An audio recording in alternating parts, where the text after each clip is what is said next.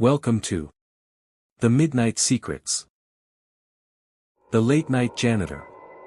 Michael had always been a night owl, so when he landed a job as a janitor on the graveyard shift at a large corporate office building, he thought it would be perfect. The building was an imposing structure downtown, a relic from the 1920s with marble floors, grand staircases, and a maze of corridors that seemed to twist and turn endlessly. It was Michael's first day on the job, and the sun had long set when he arrived for his midnight shift. The building was eerily quiet, with only the distant hum of the HVAC system and the occasional creak of old pipes breaking the silence.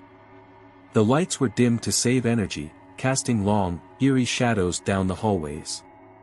Michael was briefed by his supervisor, an older man named Tom, who seemed relieved to be heading out as Michael arrived.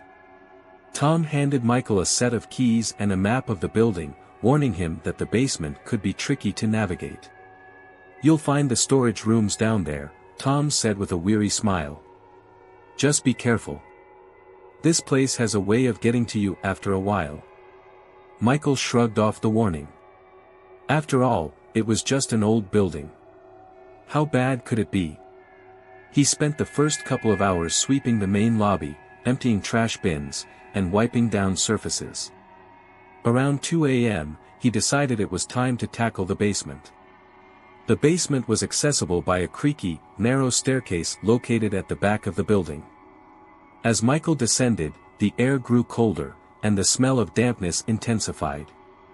The basement was much darker than the floors above, with only a few flickering fluorescent lights to guide his way. The walls were lined with old, forgotten office equipment and dusty file cabinets, and the atmosphere was thick with a sense of abandonment. Michael pulled out his map and made his way to the first storage room. The door was heavy, and it groaned in protest as he pushed it open. The room was filled with old furniture covered in sheets, boxes piled high in the corners, and a thick layer of dust covering everything. Michael got to work, sweeping the floor and organizing the boxes. As he moved deeper into the room, he noticed one of the doors slightly ajar. It was a small, unmarked door that didn't appear on the map. Curiosity got the better of him, and he slowly pushed the door open. The room beyond was pitch black, and the light from the hallway barely penetrated the darkness. Michael hesitated for a moment, then stepped inside, his footsteps echoing off the bare walls. The room was small, with nothing but a single wooden chair in the center and a strange, oppressive silence. As Michael turned to leave, he heard a faint whisper, barely audible. He froze, his heart pounding in his chest. The whisper came again, clearer this time, a voice that seemed to come from nowhere and everywhere at once. "Help me." Michael's blood ran cold. He spun around, scanning the darkness, but there was no one there. The voice came again, louder now, desperate. "Please, help me." Panicking, Michael backed out of the room, slamming the door shut behind him.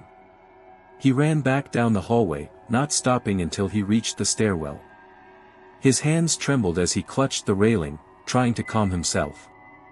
Maybe it was just his imagination, he thought, or the wind playing tricks on him. The rest of his shift passed in a blur, but the unease never left him. When morning came, Michael was more than ready to leave. He found Tom waiting for him in the lobby, a concerned look on his face.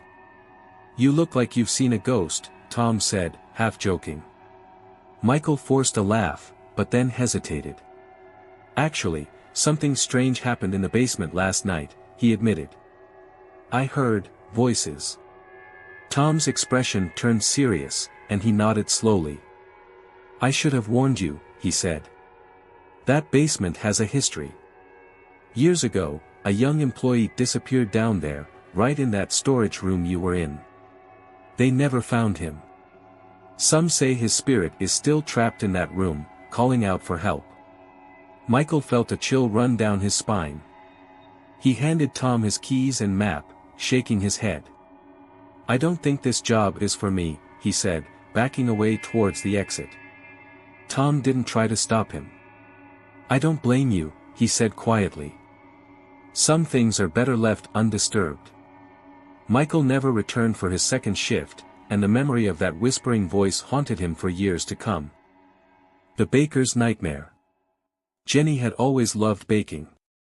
From the time she was a little girl, she'd spend hours in the kitchen with her grandmother, learning the secrets of perfect pastries and delicate cakes. So, when she got a job at a small, family-owned bakery in town, she was thrilled. The bakery was quaint and charming, with its brick walls and cozy interior, and it had a reputation for making the best bread in the county. Her first day on the job started before dawn, at 4 a.m. The world outside was still wrapped in darkness, and the streets were empty and silent. Jenny arrived at the bakery with a mix of excitement and nervousness, eager to prove herself. The owner, Mr. Thompson, was an older gentleman with kind eyes and a warm smile. He welcomed Jenny and showed her around the kitchen, explaining the tasks she'd be handling. "The morning shift is always the busiest," he said. "We need to have everything ready by 7 a.m. when the doors open. I'll be in the front setting up, so you'll have the kitchen to yourself." Jenny nodded, pulling on her apron and getting to work. The kitchen was large but cozy, with the aroma of flour and sugar lingering in the air. She began by preparing the dough for the morning's pastries, humming to herself as she worked. The rhythm of kneading the dough was soothing, and soon she felt herself relaxing into the job. As the minutes ticked by, Jenny couldn't shake the feeling that something was off. The kitchen was quiet, too quiet. She found herself glancing over her shoulder more often than she'd like, half expecting to see someone standing behind her. But each time she turned, the kitchen was empty, the only sound the soft thud of her hands against the dough. It was around 5 a.m. when she heard the first strange noise.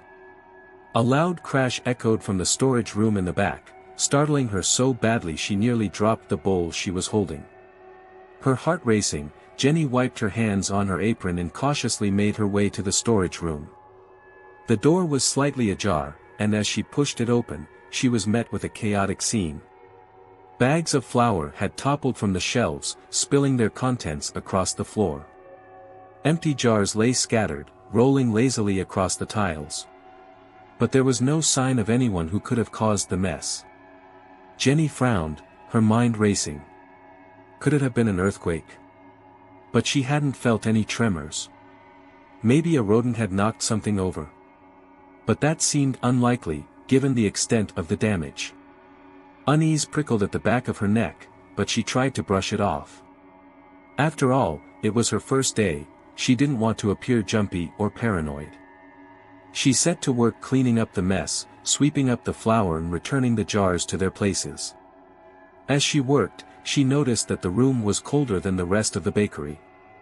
The temperature seemed to drop the further she went into the storage room, and by the time she reached the back, she was shivering. That's when she heard it, a soft, melodic humming, like a lullaby, drifting through the air.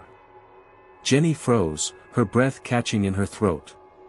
The sound was faint but unmistakable, a tune that seemed to seep into her bones, chilling her to the core. The humming grew louder, and Jenny realized with a jolt that it was coming from behind her. She spun around, her eyes scanning the dimly lit room. For a moment, she saw nothing, just the dusty shelves and old baking supplies. But then, out of the corner of her eye, she caught a glimpse of something, a shadowy figure, small and slight, darting between the shelves. The figure moved so quickly it was almost a blur, and before Jenny could react, it vanished into the darkness. Her heart pounded in her chest, and a wave of fear crashed over her. Without thinking, she bolted from the storage room, nearly tripping over the bags of flour as she went. She didn't stop running until she was back in the kitchen, the door to the storage room firmly shut behind her. Breathing heavily, Jenny tried to make sense of what she'd seen. It had looked like a child, but that was impossible. She was alone in the bakery, Mr. Thompson was in the front, and there were no customers yet. The humming had stopped, and the only sound now was the pounding of her own heart. When Mr. Thompson returned to the kitchen a short while later, he found Jenny pale and trembling. He frowned in concern. "Jenny, are you all right? You look like you've seen a ghost." Jenny swallowed hard, her hands shaking. I think I did, she stammered, recounting what had happened in the storage room. Mr. Thompson listened quietly, his expression growing somber. When she finished, he sighed and leaned against the counter. I was hoping this wouldn't happen, he said, more to himself than to Jenny. What do you mean? Jenny asked, her voice trembling. Mr. Thompson hesitated, then spoke in a low voice. This bakery has a history. It was built on the site of a house that burned down over 50 years ago. A young girl lived there, and she died in the fire. People around here say her spirit never left. Some of the older employees have seen her too, usually in the early morning hours, when it's quiet. She's never caused any harm, but she's always there, watching. Jenny felt a chill run down her spine. She looked around the kitchen, half expecting to see the shadowy figure again. I don't think I can stay, she said finally, the fear still gripping her heart. Mr. Thompson nodded, understanding in his eyes. I won't hold it against you, he said gently. It's not a job for everyone. Jenny handed back her apron, her hands still shaking. As she left the bakery, the sun was just beginning to rise, casting long shadows across the empty streets. She never returned to that bakery, and she never forgot the chilling encounter with the spirit of the young girl who still lingered in the place she once called home. The night shift nurse. Sarah had always wanted to be a nurse. She loved helping people, and the idea of working in a hospital, where she could make a real difference, filled her with a sense of purpose. So when she got a job as a nurse at a small, rural hospital, she was over the moon. The hospital was old, built in the early 1900s, with narrow hallways, creaky floors, and an unmistakable air of melancholy that seemed to hang over the place. Her first shift was the night shift in the hospital's old wing, a section that was rarely used except for housing less critical patients. The old wing was separated from the rest of the hospital by a long, dimly lit corridor, and many of the staff avoided it whenever possible. But Sarah wasn't easily spooked, and she welcomed the challenge of working in a quieter, more isolated part of the hospital. The shift started at 11 p.m., and Sarah arrived a little early to get acquainted with the ward. The old wing was even more eerie than she had imagined. The lights were dim, casting long, eerie shadows across the walls, and the air was heavy with the scent of antiseptic and something else, something that smelled faintly of decay. The walls were lined with old photographs of nurses and doctors from decades past, their stern faces watching over the ward with a sense of silent judgment. Sarah's supervisor, an older nurse named Mrs. Collins, gave her a brief tour of the wing. It's pretty quiet here at night, Mrs. Collins said, her voice low. But some of the patients can be unsettling. Just keep your wits about you, and you'll be fine. Sarah nodded, determined not to let the atmosphere get to her. After Mrs. Collins left, Sarah began her rounds, checking on the patients in each room. Most of them were asleep, their breaths shallow and steady in the quiet of the night. The only sounds were the beeping of heart monitors and the occasional rustle of sheets. Around 3 a.m., as Sarah was finishing her rounds, she reached room 213, the last room on her list. The door was slightly ajar, and as she pushed it open, she felt a sudden chill in the air. The room was dimly lit by a single bedside lamp, casting a weak, yellow glow over the figure lying in the bed. The patient was an elderly man with thin, white hair and sunken eyes. He was lying perfectly still, staring intently at the wall as if he were watching something only he could see. As Sarah approached, she realized he was mumbling to himself, his voice barely above a whisper. "They're coming for me," the man said, his eyes wide with fear. "They're coming for me." Sarah frowned, her heart sinking. It wasn't uncommon for older patients to experience confusion or delusions, especially in the middle of the night. She moved closer, placing a gentle hand on the man's arm. "It's okay," she said softly. "You're safe here. No one's coming for you." But the man didn't seem to hear her. His gaze remained fixed on the wall, and his mumbling grew more frantic. "Don't let them take me," he whispered urgently, his bony fingers clutching at Sarah's wrist. "Please, don't let them take me." Sarah's unease grew, but she forced herself to stay calm. "No one's going to take you," she reassured him. "You're just having a bad dream." But even as she spoke, she felt a strange sensation in the room, a drop in temperature so sudden and severe that she could see her breath misting in the air. The lights flickered, casting erratic shadows across the walls.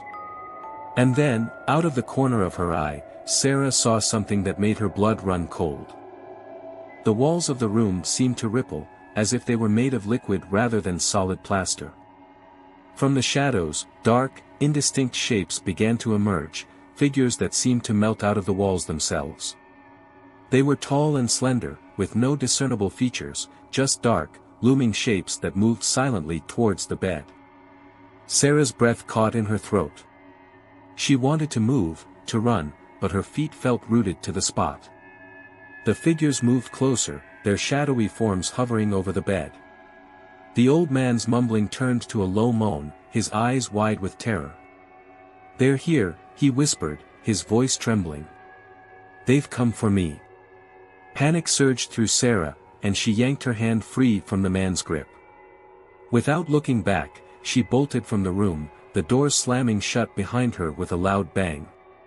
She ran down the hallway, her footsteps echoing in the empty corridor, not stopping until she reached the nurse's station. Gasping for breath, Sarah leaned against the counter, her hands shaking uncontrollably. She tried to make sense of what she had just seen, but her mind refused to process it.